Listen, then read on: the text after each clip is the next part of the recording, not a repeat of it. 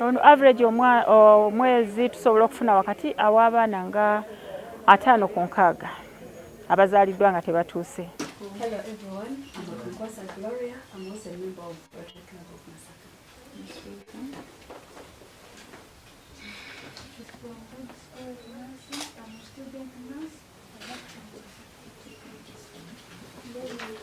Rotarians and road tractors, and they also yourselves in your capacity, I would like to request on. Have to apologize for the absence of some of our team from the administration, because today being Introduction. volunteer to lead us in prayer. Abasawo batono okusinziira ku baana betubeera nabo kati nga tulina ebitanda 21 naye osanga weesanga ng'olina abaana 4 okudda waggulu abaana ne tuba nga tubagatta ate nga omutindo gwe tuliko ffe twandibadde nti omusawo omu alabirira abaana 4 naye weesanga nti omusawo omu yajja okuyimirira mu baana abo 40 oba abasawo 2 bokka. Endabirira y'abaana ebyo nebanga etaataaganyizibwa ne batafuna eyo ndabirira yennyini gye bandifunye.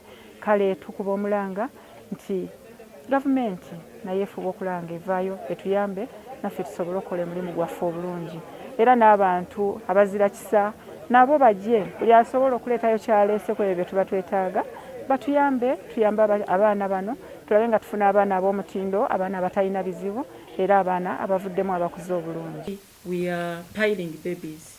A bed is carrying 3 to 4 babies at the moment, which is quite risky to our babies, but we don't have to chase away patients. We find all measures of seeing that we manage all these babies.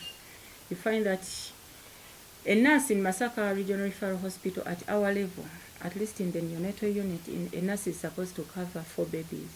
But you find that you'll get there and find one qualified nurse covering those 40 babies and being assisted by students, of which students are here to learn.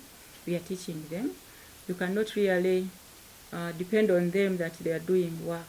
Tukolera mu bantu sagala bayita baavu naye abatasobola kusisinkana ebyo byamwana bye yandyetaaza okukola ki okuba ng'afuna okulaba ng'akula.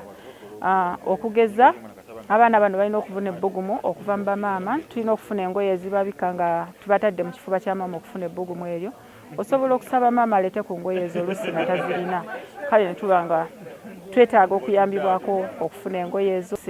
Okugeza bamaama bw'obanga ofunye olubuto ng'otegedde nti olina olubuto jangu mu ddwaliro abasawo bakukebere singa oba olina obuzibu obunajjamu omwana oyo nga tatuuse osobola okufuna obujjanjabi obuyamba omwana oyo kolaki okubeera ng'akula.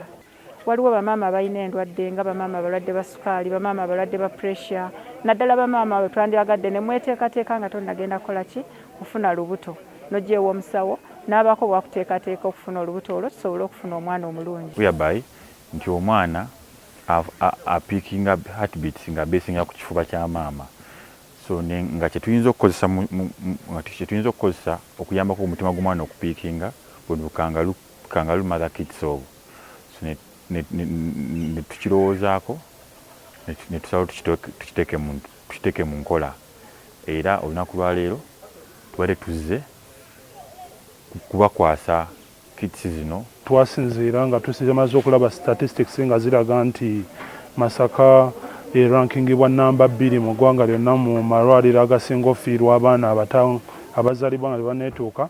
Kwe kubanga tusazeewo tujje twegatte ku mugendo guno ogw'okutaasa abaana abawere nga tebannatufaako. Kigenda kutuyamba nnyo okulaba ng'emiwendo gy'abaana ababadde bafa olw'okuba nga bazaaliddwa nga tebannatuuka nti keya erina weebuzeemu, emiwendo egyo gigenda kukendeerera ddala olw'okuba nga kati ebikozesebwa ebituufu bibino mubituleetedde ate nga musuubiza n'okuba nga mujja kubitwongeranga eddala omutima ogwo. Nange sijja kuddayo nga bwe nazze. Buli mukyala ali wano agende n'akalabu si ffenna naye abo abasinze okukola omuki olulungi. Naye nga mmaliriza njagala okubategeeza nti nga mukyala munnammwe Veronica Nannyondo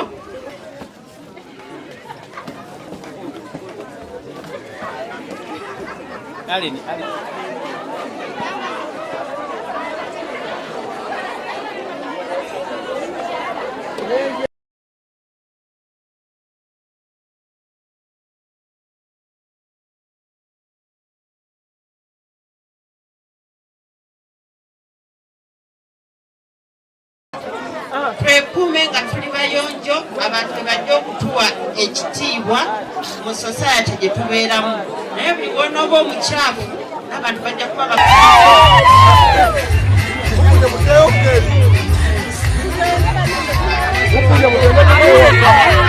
bodde okuvaayo n'ebintu ebikozesebwako mu maka gaffe naddala nga singa kozesebwa bakyala nembi batonera okubeebaza okubeerawo okulabirira amaka gaffe, okulabirira abaana kuba abakyala abasinga basingle mothers balabirira abaana babaweerera. Nensobola n'okukwasizaako kwabo abali obubi abeetaaga obuyambi bw'ebintu ebikozesebwa mu masomero ku baana ku school fees. Nensobola okubayambako. Nkubiriza nnyo abakyala okweyunira okukola. Omukyala alina okukola abeereko n'akasente mu nsawo mu mbeera yonna. Bw'alina ennimiro ofuna w'osiga, alina ka bizinesi k'osobola okukola kakole. Tulabe nga abakyala tubeerako ne ssente mu nsawo tusobole okukwasaganya n'abaami baffe okuyimirizaawo amaka, okweyambayamba, okuweerera abaana nti omwami walemereddwa osobola okumuyambako. Ate era mbakubiriza okwegatira mu bibiina. Kiba kizibu okuyamba kinoomu naye bwe twegatira mu bibiina tofunamu amagezi ag'enjawulo okulaba nga tusobola okwesitula ng'abakyala. Neebaza nnyo abakyala olw'omulimu gwe bakola okukulaakulanya eggwanga lino. Abakyala bangi batutte obuvunaanyizibwa bw'abaami. Abaami omu bwe balagajjalira mu maka naye omukyala n'akwata n'agamba nze nja kumazaako. Abaana bangi nga benyumiriza nnyo mu bamaama olw'obutagwamu maanyi n'okwewaayo okulabika nti batuukiriza ebirooto by'abaana baabwe. Neebaza omubaka waffe maama waffe Veronica nti neeyanzeeko obubaka bwaffe bwatuwadde, atuwadde sabbuuni, atuwadde baketi, atukwatidde ku baana baffe n'abaweera ttaamu nnamba. Tweyanza nnyo, tweyanzege, Mukama akuwa omukisa. Era tukwebaza byonna by'otukoledde okutuweerera abaana baffe n'ebintu byonna by'otuwadde. Tusiimye nnyo, tusiimidde ddala. Era tusaba n'ekisanja tukikwongere. Tweyanza nnyo, tweyanze.